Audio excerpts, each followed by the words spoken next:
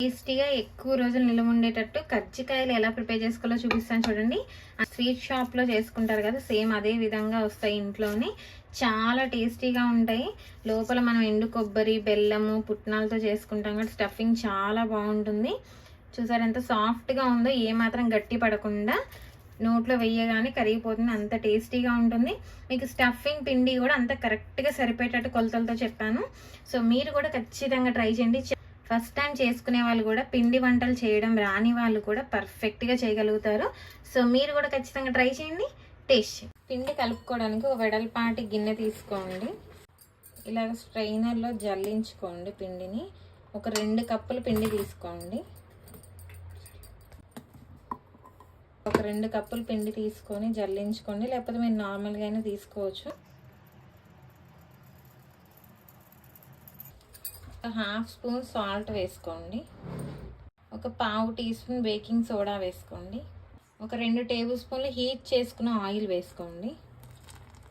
ఇప్పుడు ఇవన్నీ కూడా కలుపుకోండి. ఈ మైదా పిండి ప్లేస్లో గోధుమ పిండి అయినా యూజ్ చేయొచ్చు. ఇప్పుడు మనం కొంచెం కొంచెంగా వాటర్ వేసుకొని పూరీ పిండిలాగా కలుపుకోవాలి.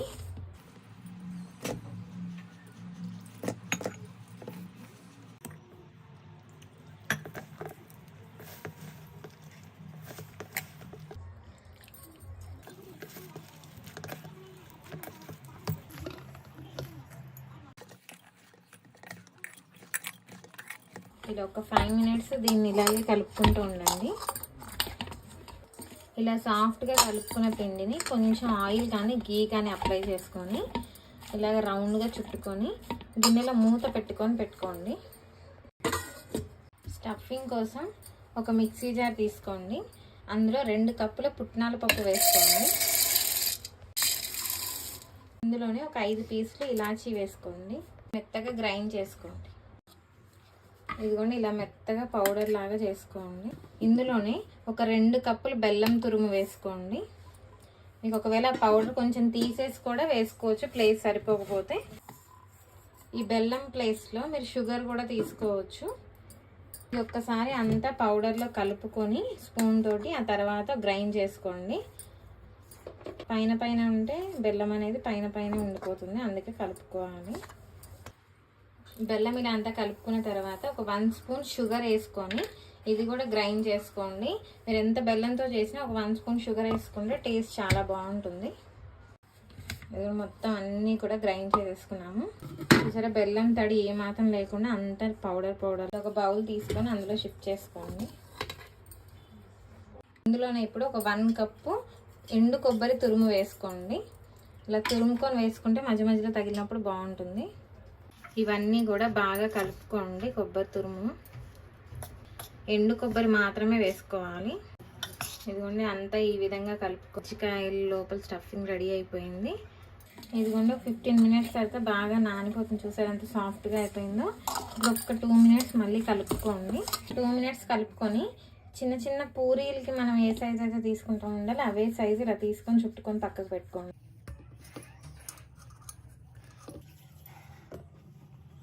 ఇప్పుడు ఇందులో ఒకటి తీసుకొని పాముకునే లోపు మిగతావన్నీ డ్రై అయిపోకుండా ఏదైనా చిన్న టవల్ లాంటిది ఇలా వేసుకొని ఉంచుకోండి.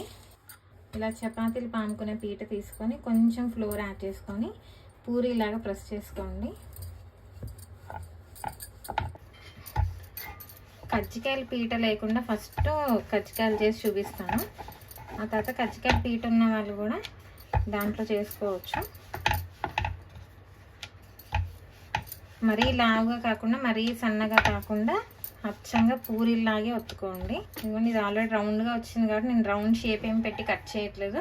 ఒకవేళ మీకు రౌండ్గా రాకపోతే ఏదైనా షేప్ తీసుకొని కట్ చేసుకోండి మిడిల్లో. ఇందులో స్టఫింగ్ మనం ప్రిపేర్ చేసుకునే స్టఫింగ్ పెట్టుకోండి. ఇలా ఫుల్గా ఫిల్ చేసుకొని స్టఫింగ్ని సైడ్స్కి ఇలా వాటర్ అప్లై చేసుకోండి. ఇప్పుడు ఇది ఇలా జస్ట్ కొంచెం ప్రెస్ చేసుకొని ముందుకు తీసుకోండి.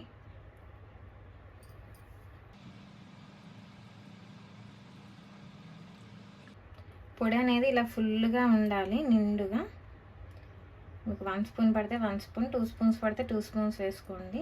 అలా సైడ్స్ మొత్తం కొంచెం గట్టిగా ప్రెస్ చేసుకోండి. ఇలా కజ్జికాయల పీట లేకపోయినా సరే మనం ఇలా ప్రెస్ చేసుకుంటే అయిపోతుంది. కొంచెం కార్నర్స్ కొంచెం డిజైన్ రావడం కోసం ఇలా ఫోర్క్ స్పూన్ తీసుకొని ఇలా మార్క్స్ పెట్టుకోండి, సరిపోతుంది. ఇలా మార్క్స్ పెట్టుకోవడం వల్ల మనం ఒత్తుకున్నట్టు అర్థం కాకుండా నీట్గా వస్తుంది. ప్రిపేర్ చేసుకొని ఒక ప్లేట్లో ప్లేస్ చేసుకొని ఒక 10 అయ్యేదాకా ఇలాగే చేసుకోండి. ఆ తర్వాత ఫ్రై చేసుకుంటూనే చేసుకోవాలి, లేకపోతే పగుళ్ళు వచ్చేస్తాయి. ఇంకొకటి కూడా పాముకొని ఇప్పుడు కజ్జికాయల పీటలు ఎలా చేసుకోవాలో చూపిస్తాను.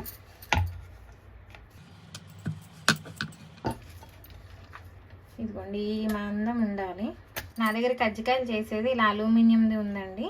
మీ దగ్గర ఒకవేళ చెక్కది ఉంటే కనుక అవే తీసుకోండి. ఇలా కొంచెం దానికి ఆయిల్ అప్లై చేసుకోవాలి, అప్పుడే మనం ఒత్తుకున్న తర్వాత ఈజీగా వచ్చేస్తుంది. ఇది కొంచెం ఇలా లోపలికి ఒత్తుకొని స్టఫింగ్ పెట్టేసుకోండి. దీనికి కూడా సైడ్స్ ఇలా వాటర్ అప్లై చేసుకోండి క్లోజింగ్కి. ఇప్పుడు ఇలా ప్రెస్ చేసేసుకోండి. ఇలా సైడ్స్కి వచ్చింది తీసేసుకోండి.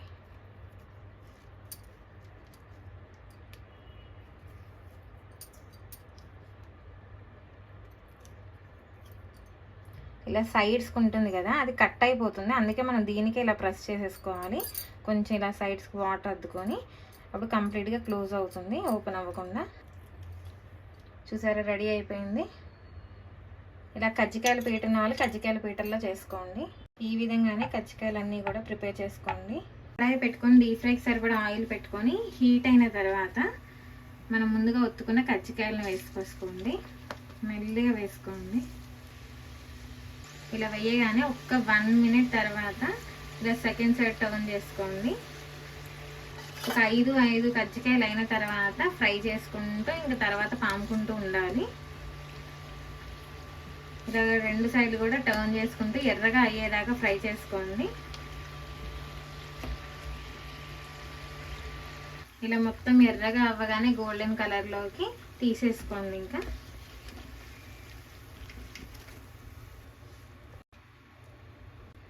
ఏమాత్రం ఓపెన్ అవ్వకుండా స్టఫింగ్ బయటికి రాకుండా నీట్గా వచ్చాయి కదా. ఈ విధంగానే కజ్జికాయలు అన్నిటినీ కూడా డీప్ ఫ్రై చేసుకోండి.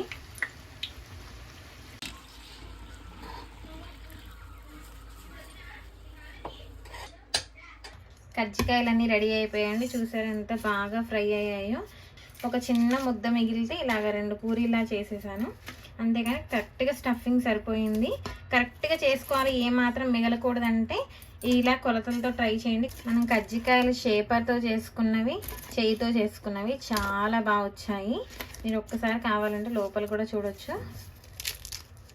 చూసారా, స్టఫింగ్ కూడా ఏమాత్రం బయటికి రాకుండా ఇలా పుట్నాల పప్పు కొబ్బరి కూర వేసి చేసుకుంటే చాలా టేస్టీగా ఉంటుంది. మనం ఇందులో బెల్లం వేసాం కాబట్టి చిన్నపిల్లలు కూడా ఇంచక్క తినొచ్చు. ఈవినింగ్ టైంలో మనం పిల్లలకి స్నాక్స్ ఇవ్వడానికి కూడా బాగా యూజ్ అవుతుంది. సో మీరు కూడా ఖచ్చితంగా ట్రై చేయండి. ఫెస్టివల్స్ టైంలో కూడా చాలా ఈజీగా ప్రిపేర్ చేసుకోవచ్చు, ఫస్ట్ టైం చేసుకునే వాళ్ళు కూడా.